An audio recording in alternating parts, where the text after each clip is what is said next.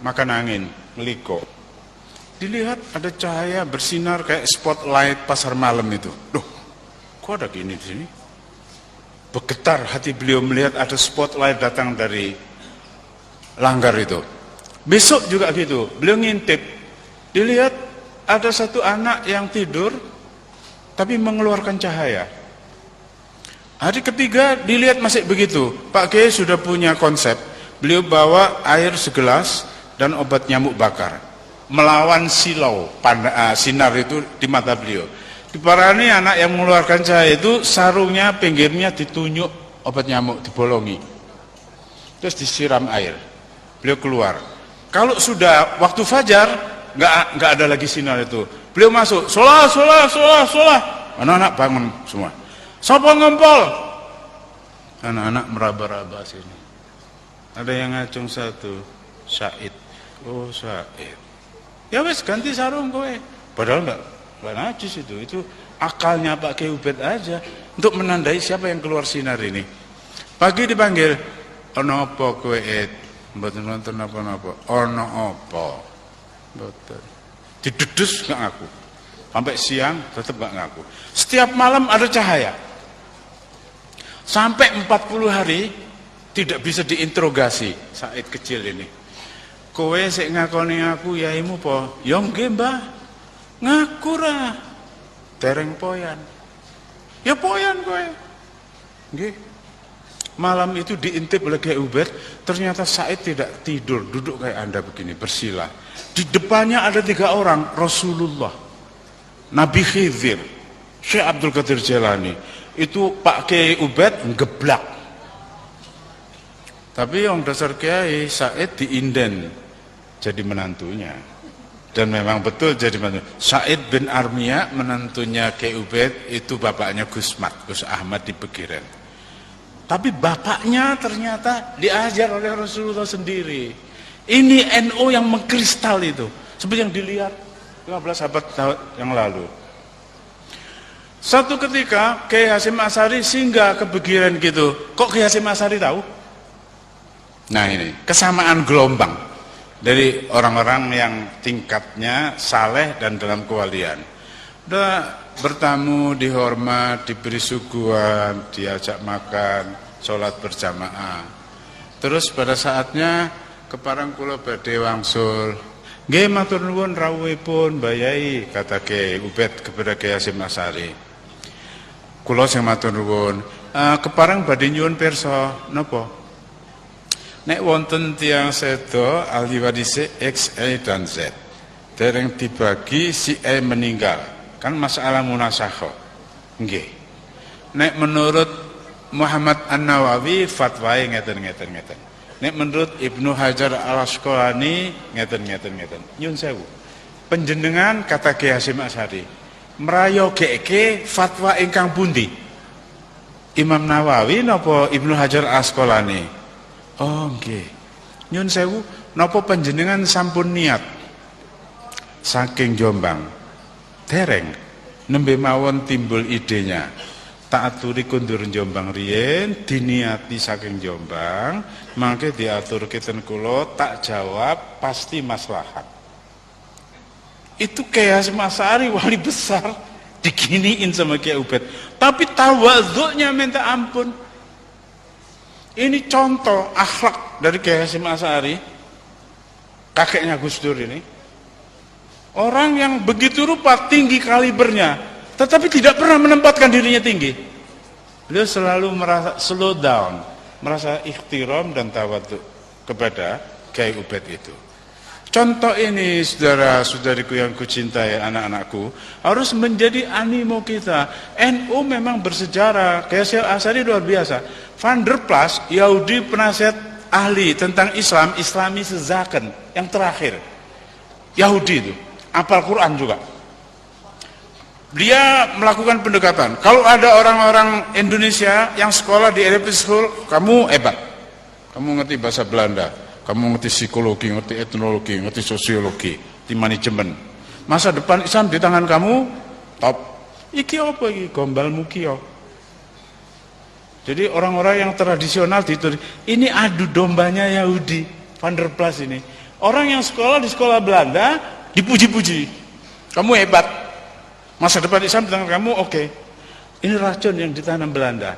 Orang yang dipuji-puji ini nanti akhirnya menjadi orang yang rasionalis, tidak ikhtiram lagi dengan orang yang berada pada posisi seperti Kiai Hasyim Asy'ari. Kiai Hasyim Asy'ari memberi antitesis kepada pikiran dari Van der Plas ini. Beliau menulis Qanun Asasi. Qanun Asasi itu cuma kompilasi ayat Quran dan ahadisun nabawi, tapi ditulis oleh orang yang akhlaknya luar biasa tinggi. Itu pemimpin Nahdlatul Ulama.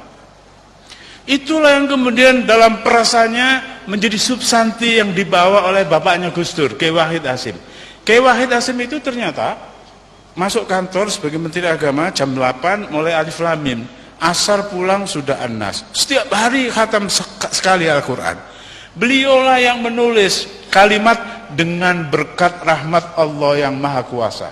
Sampai sudah saatnya perjuangan bangsa Indonesia untuk merebut kembali, memulihkan kembali kemerdekaannya, dan seterusnya dan seterusnya. Itu kalimat Kiai Wahid Hasyim. Bung Karno nggak tahu, Bung Hatta nggak tahu, apalagi Master Maramis, Profesor Karim Muzakir juga nggak tahu, Ki Bagus Hadikusumo juga nggak tahu, Master Sunarto apalagi. Jadi yang tahu ini sebetulnya Kiai Wahid Hasyim, dan itu berasal dari abahnya. Jadi sekarang komitmen nasional UUD 45 bisa dirubah dengan voting, suara maksimal atau lebih satu. Bab dan pasal UUD 45 menurut keputusan di MPR bisa dirubah. Tapi mukadimah nggak bisa diotak-atik. Jangankan mukadimah, satu kalimat diotak-atik ambruk Republik Indonesia ini. Jangankan satu kalimat, satu kata. Jangankan satu kata, satu huruf cuil ambruk Republik Indonesia.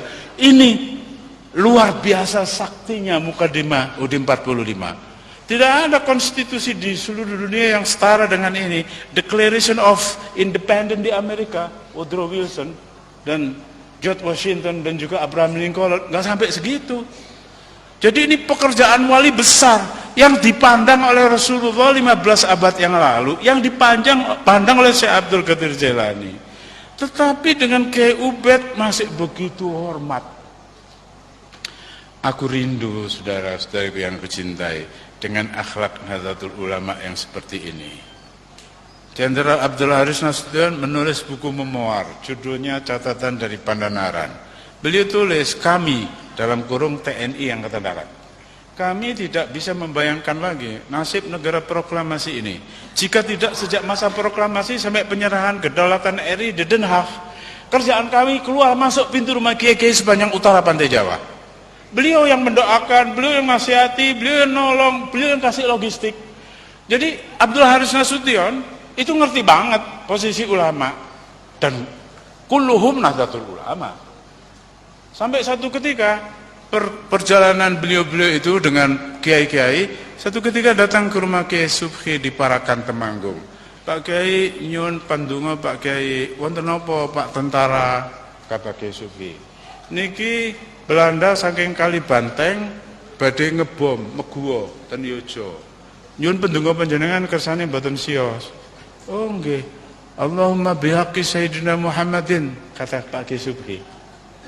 Berarti beliau selalu merasa dipandang oleh Rasulullah. Maaf saya meloncat cerita.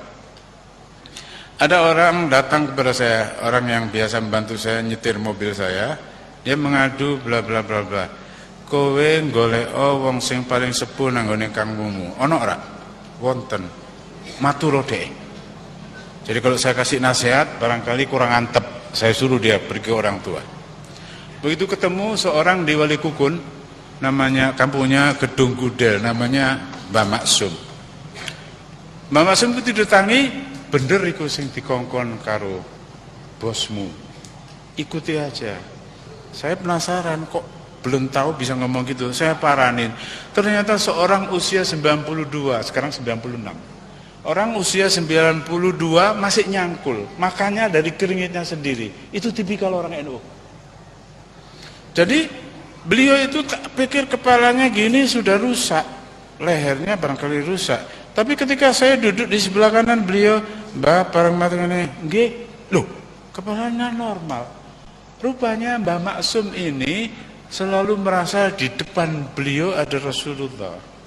Setiap hari membaca sallallahu alaihi Muhammad 1000 untuk dunia dia, 1000 untuk barzah dia, 1000 untuk akhirat dia, 1 untuk gandeng tiga sesuk. Jadi setiap hari dia baca 3001 sallallahu alaihi Muhammad, sallallahu alaihi Muhammad, sallallahu alaihi Muhammad. Saya sejak mendengar itu tak tiru, tapi memang rasanya lain. Makanya tadi Anda saya ajak yang simpel dan gampang. Rasulullah nadiri, sing temen teko ati. Rasulullah syahidi, Rasulullah ma'i. NU harus sering memberi inner suggestion, mensugesti diri sendiri seperti itu. Saya orang sembrono. Ahli sunnah wal jamaah itu artinya merasa Rasulullah berada di depan kita, walaupun beliau sudah 15 abad yang lalu lewat. Insya Allah hikmah dari kita berkumpul malam ini untuk hal Syekh Abdul Qadir Jailani, supaya kita bisa merasakan Syekh Abdul Qadir Jailani itu hidup.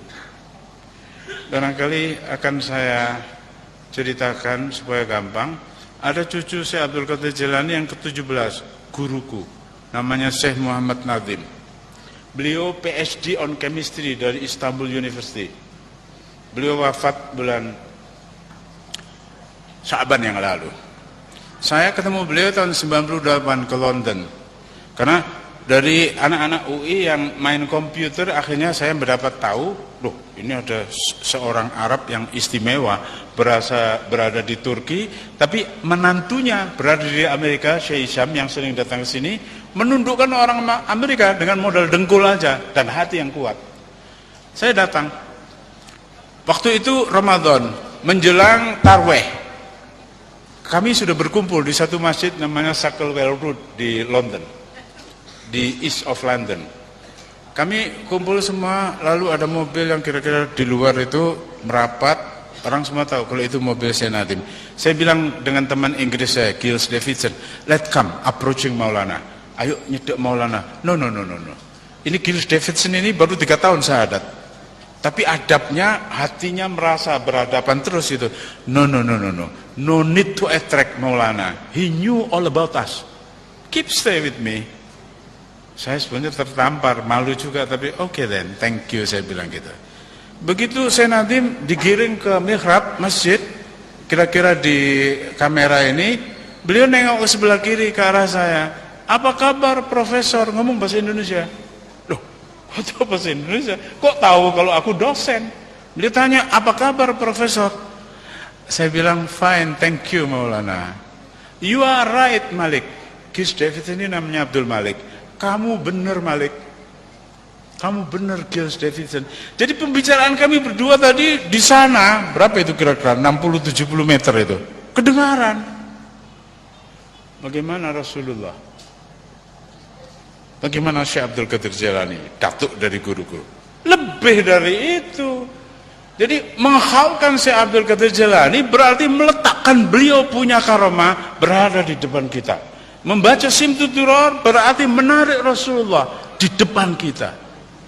Wa taj'aluna fi hadrati hadzal habib minal hadirin. Inilah yang ingin saya katakan kepada Anda semua, bukan mauidhah kepada Anda, tapi terutama kepada diri saya sendiri. Jadi istilah NU ini yang pemimpinnya kayak Kiai Hasyim Asy'ari menelurkan santen yang dibawa oleh Kiai Wahid Hasyim berupa preambul UUD 45 yang kesaktiannya nggak bisa dirubah. Seluruh dunia kecolongan, tidak ada konstitusi kayak UUD 45 dengan berkat rahmat Allah. Bukan negara Islam, bukan negara agamis, tetapi ternyata di situ ini telurnya Kiai Hasyim Asy'ari, santennya beliau, dengan berkat rahmat Allah yang Maha Kuasa. Jangankan Maramis, Manado yang Kristen itu, mana ngerti dia? Bung Karno pun tidak, Bung Hatta pun tidak, Master Sunaryo juga tidak, Ki Bagus Hadikusumo juga tidak, Profesor Gahar Muzakir juga tidak, Suyono Cokro Abikusumo entah siapa namanya, nggak ada yang ngerti, itu Wahid Hasyim. Karena memang beliau menghadap Allah terus. Masuk ono menteri kita esok maca Quran asar wis tamat, mana ada? yang seperti. Tapi itulah NU yang sebenarnya. Mudah-mudahan rahmat Allah, berkah Rasulullah, berkah Syekh Abdul Qadir Jailani, berkah Kiai Hasyim Asy'ari, berkah Sunan Kalijogo, berkah dari Raden Fata, berkah dari Pangeran Tenggrono, dan semua aulia yang ada di sini limpah kepada Anda semua. Anda tidak akan dibiarkan oleh Allah dengan bersungguh datang melampaui hujan untuk menghalalkan Syekh Abdul Qadir Jailani, kecuali diberi anugerah oleh Allah. Barang siapa mendekat pada aku sejengkal, tak song-song sehasta. Kalau datang kepada aku dengan gontai, aku yang datang kepada dia dengan sigap. Saya mohon maaf, saya cuma bisa cerita-cerita aja supaya Anda berpikir sendiri. Jangankan Allah, jangankan Rasulullah, jangankan seperti Mbah Maksum di Kedung Gudel, Wali Kukun Ngawi. Jangankan sampai ke Rasulullah, orang yang kayak begitu aja demikian martabatnya. Jadi ketika saya Subuhi didatangi oleh Pak Nas dan Pak Yani, lah niko pun kepireng suarane, ada bomber dari Belanda, wung wung wung wung, monggo medal. Kata Kiai Subuhi, Allahumma bihaqi Muhammadin, stop. Ini kan kayak orang nggak normal ini. Demi Nabi Muhammad, stop. Itu pesawat bomber Belanda kayak nabrak Grand Canyon, hancur lebur di situ. Ini matanya Ahmad Yani, matanya Pak Nas melihat sendiri. Bagaimana beliau tidak yakin? Dan buku catatan dari Pandanaran itu sekarang tidak bisa dijumpai lagi di pasaran. Sudah ada yang nebas dan dimusnahkan. Karena kalau itu terbaca oleh banyak orang, orang-orang kayak Anda, orang Nahdlatul Ulama ini akan besar hatinya. Jumlah kita yang banyak hanya akan dipakai untuk menjadi voters dalam pemilihan. Tetapi hal-hal yang sebenarnya kalau tidak kita sendiri, kalau tidak Anda sendiri yang menghidupkan sebagai ruhaniyah untuk berhadapan terus dengan Allah, untuk berhadapan terus dengan Rasulullah, dengan aulia, insya Allah dengan begitu Nahdlatul Ulama akan survive, akan menjadi everlast. Insya Allah yang saya katakan ini adalah keyakinan. Mudah-mudahan kalau benar Allah sendiri yang akan memudahkan untuk kita. Kalau salah, mudah-mudahan saya diampuni oleh Allah beserta Anda semua. Allahumma ja'al majlisina hadza awwaluha sholaha. Ya Allah, jadikan majlis di Serambi Masjid Demak ini adalah tata kami untuk merasa makin pantas mendapat ridhomu, ridho Rasulullah. Awwaluha sholaha wa awsatuha najaha wa akhiruha falaha. Awwaluha rahmah wa awsatuha ni'mah wa akhiruha maghfiratan wa takrimatan wa barakatan wa rahmah. Allahumma nawwir qulubana binuril iman, Allahumma nawwir qulubana binuril Islam, Allahumma nawwir qulubana binuril ihsan, Allahumma nawwir qulubana binuril Quran, Allahumma nawwir qulubana binuri auliyaikal kiram, Allahumma nawwir qulubana binuri ashuril hurum, binuri sahri Rabiul Awal wa Rabiul Tsani. Allahumma nawwir qulubana binuri sayyidina Muhammadin sallallahu alaihi wasallam. Allahumma ja'al akhir kalimatina qaula la ilaha illallah Muhammadur Rasulullah. Khususnya di 7 tarikan napas yang terakhir kami nanti di depanmu ya Allah, di sebelah Rasulullah, di sebelah Imam Mahdi, dan di sebelah aulia yang menjadi pembimbing dan mursyid kami. Jangan lepaskan kami yang suka lalai ini ya Allah. Padukan temali hati kami dengan Rasulullah, dengan aulia. Mudah-mudahan kami tidak akan terpleset di kehidupan ini, melainkan segera dapat ampunanmu. Ya Rasulullah, mohonkan kami ampun kehadirat Allah. Seperti kata Quran, walau annahum idzalamu ja'uka fastaghfaru lahumur rasul la wajadullah tawwabar rahimah. Astaghfirullahaladzim, astaghfirullahaladzim, astaghfirullahaladzim. Min kulli ma yukhalifu dinal Islam, min kulli ma yukhalifu syariah, min kulli ma yukhalifu tariqah, min kulli ma yukhalifu haqiqah, min kulli ma yukhalifu al-azimah, min kulli ma yukhalifu al-ma'rifat ya arhamar rahimin. Insyaallah kita pulang dari Serambi Masjid ini, dosa kita menjadi bersih karena Rasulullah mencintai kita. Syekh Abdul Qadir Jalani bombong ten sampean sedaya. Tungone mbuh apa bentuke keberkahanipun. Kiai Hasyim Asy'ari insyaallah mendoakan kita agar kita mukhlis, mutawaddi, selalu menghargai orang. Jangan suka cari kesalahan temennya. Jangan suka bergunjing. Ayuhibbu ahadukum ayyakula lama maitan fakarihtumu. Mudah-mudahan kita bubar dari majelis ini sesuai dengan cita rasa dan tujuan KNU-an. Kita akan dibukakan altar perjalanan kita kepada Rasulullah ke hari kiamat, ke mahsyar, mendapat syafaat dan mendapat ridha Allah. Terima kasih atas perhatian Anda semua untuk hal-hal yang saya katakan dari hati saya ke hati Anda. Mudah-mudahan saling mencinta di antara kita, dirahmati dan diberkahi Allah. Mohon maaf kalau ada hal yang tidak pas dari yang saya kemukakan. Aku qouli hadza wa astaghfirullahaladzim li wa lakum wa lisairil muslimin wal muslimat fastaghfiru fa ya khair astaghfir fa ya taibin walhamdulillahirabbil alamin. Assalamualaikum warahmatullahi wabarakatuh.